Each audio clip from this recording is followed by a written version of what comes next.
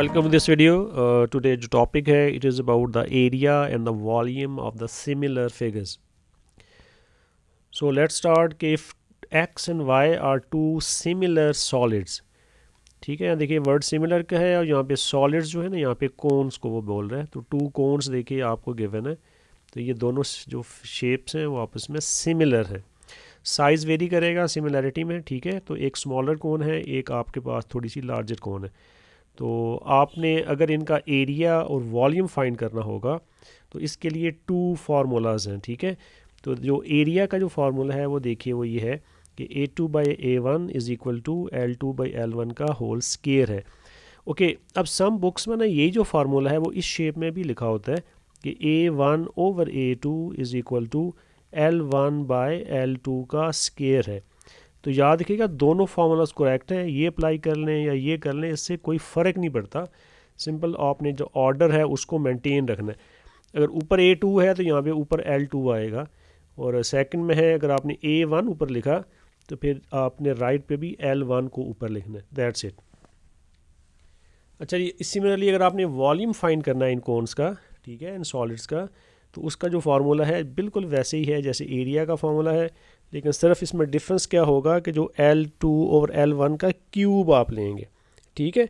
Area में square आता है और जो वॉल्यूम होता है ना वो आपका क्या होता है, क्यूब होता है।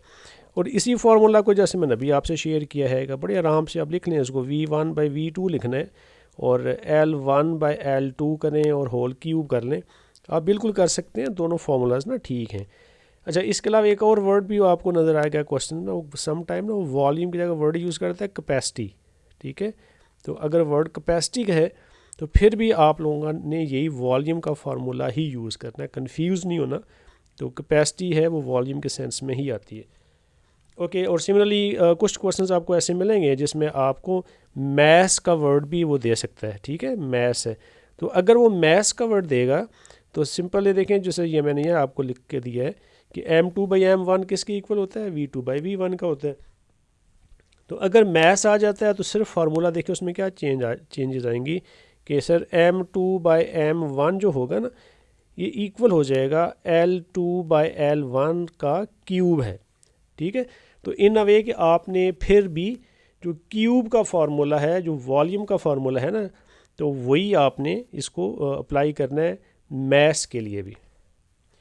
तो चलिए लेट्स मूव के जो क्वेश्चन है वो सर कैसे आता है और फिर इन फार्मूलाज को हम कैसे अप्लाई करते हैं। तो दिस इज़ जो क्वेश्चन नंबर 1 है कि two Christmas decorations are mathematically similar और the larger decoration has an area of this, तो calculate the area of the smaller है। तो देखिए ये एरिया है, ये आपने करना है फाइंड। तो बड़ा क्लियर देखें, टू की वर्ड्स क्या हैं कि एक सिमिलर का वर्ड है जहाँ से आपको आइडिया हो जाता है, और जो सेकंड की वर्ड है वो एरिया का है। तो अब एरिया का फॉर्मूला हम लिखते हैं यहाँ पे कि A2/A1 is equal to L2/L1 का जो है ये स्केयर है, ठीक है। तो अब आप वैल्यूज़ को पुट कर लें।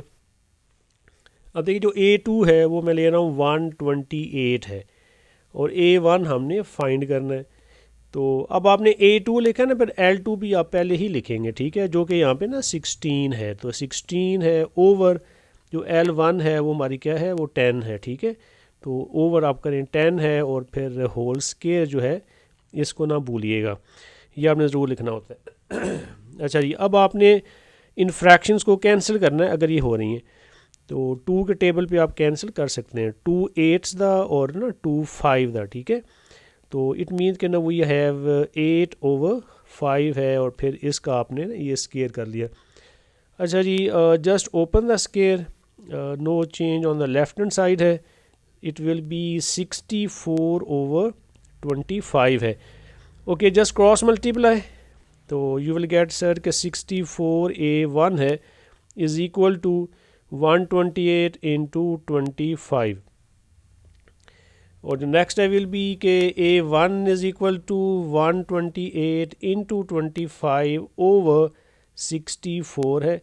अब यूज़ योर कैलकुलेटर, तो you will get the answer as 50 square centimetre, क्योंकि एरिया है तो यूनिट का भी ख्याल रखिएगा। Okay, now moving to question number 2 कि two metal pipes are similar in shape. देखिए ये वर्ड आ गया सिमिलर का। The smaller pipe has a volume, ये जो सेकंड की वर्ड है वॉल्यूम, और then find the volume of this larger pipe है, ये वॉल्यूम हमने करना है फाइंड। तो देखें कितना इजी है, सिमिलर का वर्ड भी है, वॉल्यूम का वर्ड भी है, और इट मीन्स कि आप जो वॉल्यूम का फार्मूला है वो आप यहाँ पहले आप लिखें उसको, V2/V1 is equal to L2/L1 का होल क्यूब है, ठीक है। अच्छा जी, अब देखिए जो वॉल्यूम है ना आपके पास स्मॉलर का वो है 8000, तो हेयर राइट 8000 है और V1 हमने फाइंड करना है। अब आपका ये है कि जो V2 आपने 8000 लिया है, ये स्मॉलर पाइप है, तो स्मॉलर पाइप की जो डायमेंशन है, लेंथ है, वो आप पहले लिखोगे। तो देखें यहाँ पे ये 20 है, ठीक है, और इसका जो कॉरस्पॉन्डिंग इसकी जो है जो लार्जर पाइप की है वो है 40 है, तो 20/40 कर लें, और होल जो है ना ये है क्यूब। अब 21 दा 20 और 22 दा, तो इट मीन्स के वी विल हैव 1/2 का है ये क्यूब है, और इट विल बी कि सर 8000 एज इट इज़ है, V1 भी ऐसे ही आएगा, 1 क्यूब 1 होता है, 2 का क्यूब 8 है, तो जस्ट क्रॉस मल्टीप्लाई, तो V1 is equal to 8 into 8000। So जो हमारा फाइनल आंसर है वो हो जाएगा 64,000, और जो यूनिट होगा that will be cubic centimetre. Unit आपने ज़रूर लिखना होता है। क्वेश्चन नंबर 3 कि two cones P and Q are mathematically similar, ठीक है, ये देखिए जो वर्ड है कि ये दोनों जो हैं ये हमारी हैं similar. Total surface area of the cone P is this, total surface area of the cone Q is this, the height of the cone P is 4 centimetre, तो work out the height of the cone Q है, ठीक है, हमने जो कोन Q है उसकी हमने find करनी है हाइट। ओके जी, अब जो देखिए जो गिवन इन्फॉर्मेशन है ना वो सरफेस एरिया उसकी बात हो रही थी, तो हम जो फॉर्मूला यूज़ करेंगे इसके लिए कि A2/A1 is equal to L2/L1 का, ये हमारा है स्केयर। तो अब जो A2 है उसकी वैल्यू 24 है, और जो हमारा A1 है दैट इज़ ना 96 है, इज़ इक्वल टू, अब L2 जो है वो 4 है, और L1 हमने फाइंड करनी है उसकी हाइट जो है, तो आप इसकी हाइट को यहाँ पे x कर लें, ठीक है, आप h भी लिख सकते हैं, तो मैं यहाँ पे x ही ले रहा हूँ, और ये स्केयर जो है वो आपने ज़रूर लिखना है। अच्छा जी, अब इसमें ये है कि आपने इस फ्रैक्शन को ना आप कैंसिल आउट भी कर सकते हैं, तो 24 1 24 है, और 24 ना 4 96 है। अगर आपको टेबल नहीं आ रहा तो कोई बात नहीं, आप किसी 4 के टेबल पे भी आप इसको कर सकते हैं, और इवन अगर आप इस स्टेप पे कैंसिल नहीं भी कर रहे हो तो आगे जाके ये ऑटोमेटिकली ही सॉल्व हो जाएगा। तो चलिए मैंने यहाँ पे इसको कैंसिल कर दिया है, तो यू विल हैव सर 1/4 है, अब 4 का स्केयर 16 है, और यहाँ पे आ जाएगा x स्केयर, लेकिन जी cross multiply, so we will have x square is equal to 16 fours that will be 64 है, लेकिन जी अब taking square root on both sides to get the value, तो 64 का का स्केयर रूट जो है वो 8 होता है, तो x इज इक्वल टू 8 है, और यूनिट जरूर लिखिएगा वो है हमारी सेंटीमीटर। सो ये था क्वेश्चन नंबर 3 का A पार्ट। अच्छा जी, अब B पार्ट में देखिए द वॉल्यूम ऑफ द कोन, अब जो वर्ड है ना यहाँ पे है वॉल्यूम, तो हमने फाइंड करना है जो कोन Q का जो है ना वॉल्यूम है, तो वॉल्यूम है तो फार्मूला यू नो के V2/V1 is equal to L2/L1 का ना ये क्यूब है, वॉल्यूम में याद रखिएगा क्यूब होता है। अच्छा जी, अब देखिए इसका जो वॉल्यूम है वो 12 है, गिवन है, तो इट मीन के सर यहाँ पे 12 है, V1 हमने फाइंड करना है, ठीक है। ओके, अब L2 जो होगा ना ये इसका 4 है, और L1 हमने फाइंड कर लिया था कि वो 8 है, और ये है क्यूब, ये देखें ये 4 है, और इसकी जो हाइट है ना हमने अभी ये फाइंड की है, जो 8 है वो इसकी हाइट थी जो कि कोन Q है। ओके जी, 4 1 दा 4 है, और 4 2 दा 8 है, तो 1/2 का क्यूब है, तो इट विल बिकम 1/8, लेकिन यहाँ से हम क्रॉस मल्टीप्लाई करते हैं, तो V1 is equal to 12 into 8 और जस्ट मल्टीप्लाई, तो I think you will gate 96 है और क्यूबिक सेंटीमीटर, क्योंकि ये उसका वॉल्यूम है तो यूनिट भी आपने ऐसे ही हिसाब से लिखना होता है। ले जी क्वेश्चन नंबर 4 है। अब मैं ये डिफरेंट टाइप के क्वेश्चंस कर रहा हूँ। अब ये पास पेपर का क्वेश्चन है कि 2 सिलेंडर्स आर गिवन है और गुड न्यूज़ है कि दोनों क्या हैं, सिमिलर हैं।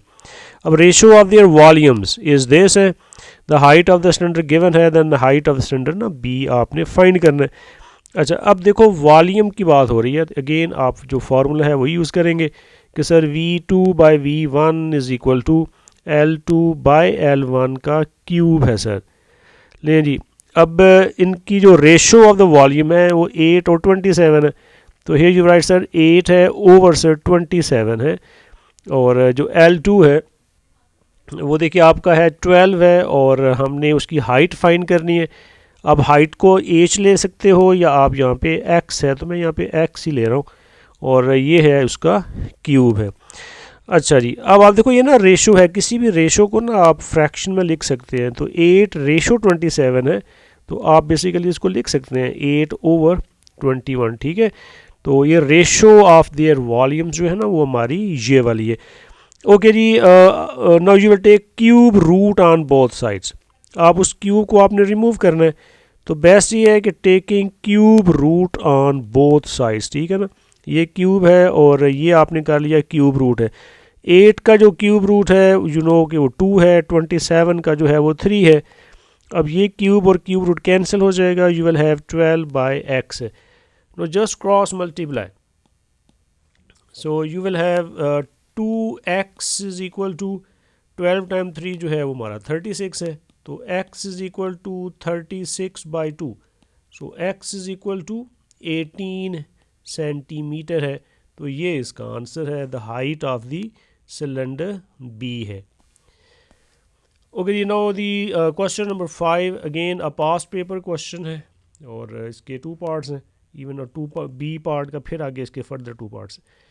तो in the diagram ABC is equal to AED, तो एक तो इन्फॉर्मेशन उसने बड़े हमें स्टार्ट में बता दी है कि ये एंगल्स जो है ना ये आपस में इक्वल हैं, और फिगर में भी आप देख लें कि उसने आपको ऑलरेडी यहाँ पे मेंशन कर दिए हैं, ये दिस एंगल और दिस एंगल जो है दीज टू आर इक्वल। तो explain why the triangles ABC and AED are similar. अब हमने इनको शो करना है कि सिमिलर है, तो वही रिकॉल करें, आपको 3 मैंने रूल्स पीछे बताए थे जो हमने इसकी फ़र्स्ट वीडियो में डिस्कस किया था कि AA, और फिर ये था SAS, और थर्ड था SSS। अब आपने इन 3 में से ना कोई एक रूल जो है वो अप्लाई करना है। तो एक चीज़ तो देखें जो ऑलरेडी आपको उसने बता दिया है कि जो एंगल है ना सर ABC जो है ये सर इक्वल है टू द एंगल AED के, तो ये आपको गिवन है, ऑलरेडी उसने स्टार्ट ही यहाँ से किया था, ये देखें। तो इसी को यहाँ पे ना कॉपी करें। अच्छा, ये अब आपने एक तो ये कर लिया। अब आप अगर आप एक और काम कर लेना कि एक और एंगल आप कह दें कि सर अगर वो भी कॉन्ग्रुएंट या इक्वल हो जाता है तो हमारा काम बन गया। तो उधर हम दोनों ट्राइंगल को ऑब्जर्व करें, ABC जो है ये बिगर ट्राइंगल है, और AED जो है AED ना ये देखिए स्मॉलर है, ठीक है। तो अब ये देखें जो आपका जो एंगल A जो है ना ये बोथ ट्राइंगल्स में है, तो ये common angle, I am talking about this angle, ये एंगल A आप देख लो कि ये ना स्मॉलर जो ट्राइंगल है AED इसमें भी है, और जो बिगर ट्राइंगल है ना ABC है, तो दिस एंगल जो है ये कॉमन है। तो इसी बात को आगे हम लिख देते हैं, तो बस दैट्स इट कि यू विल राइट सर कि जो एंगल है BAC, ठीक है, BAC जो होगा that will be equals to the angle EAD है। और आप ब्रैकेट में क्या रीज़न लिखेंगे कि सर ये कॉमन एंगल है। आपने रीज़न जो है ना ये ज़रूर लिखनी है कि ये sir why we are saying because this is the common angle, ठीक है। अब देखो BAC लिखा है आपने, ज़रा इसको ऑब्ज़र्व करें, आपने इसको कैसे लिखा है, ऑर्डर देखिएगा, BAC है तो फिर ये EAD होगा, तो ये इस बात का आपने ख़ास ख्याल रखना। ओके जी, 2 एंगल्स हमारे ठीक है वो सेम हो गए। तो फिर नेक्स्ट यू नो क्या हम क्या लिखते हैं कि देयरफॉर ये जो 3 डॉट्स हैं देयरफॉर के कि सर जो ट्राई है ना ABC जो है वो सर कॉन्ग्रुएंट है, वो सिमिलर है, सॉरी सिमिलर है टू द ट्राई AED के। और why we are saying this कि इसमें ना डबल ए जो प्रॉपर्टी है सर वो अप्लाई हो रही है। So this is how you will prove that the triangles are similar.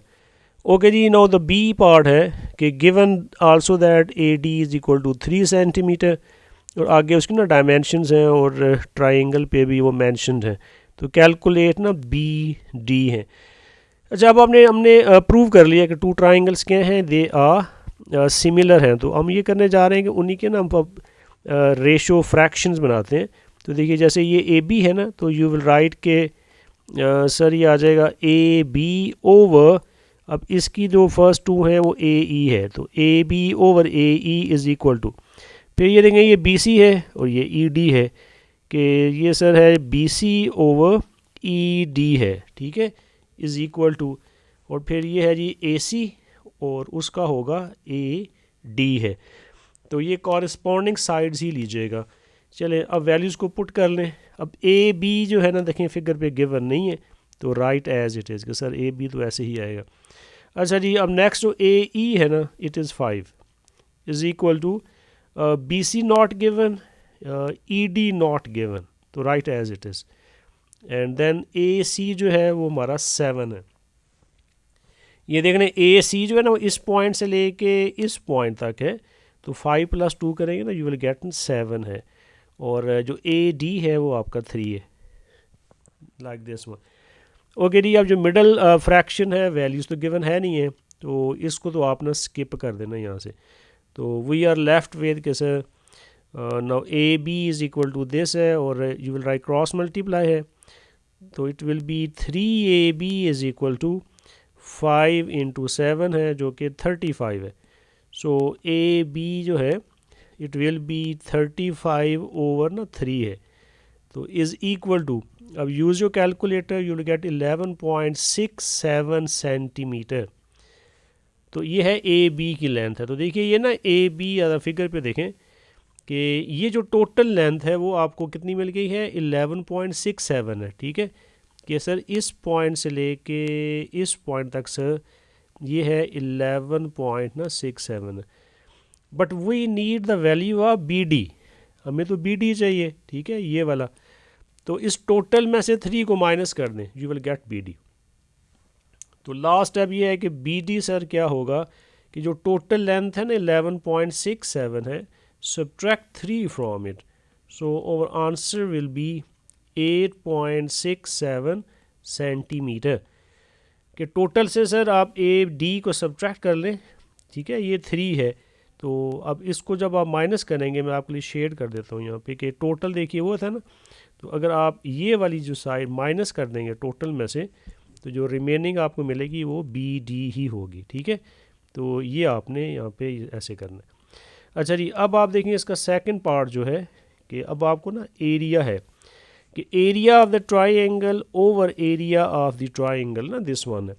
तो बेसिकली जो फार्मूला क्या है कि A2/A1 इज़ इक्वल टू, ये जो आपको गिवन है ना ये वाला, ये आपको A2/A1 ही दिया हुआ है, ठीक है।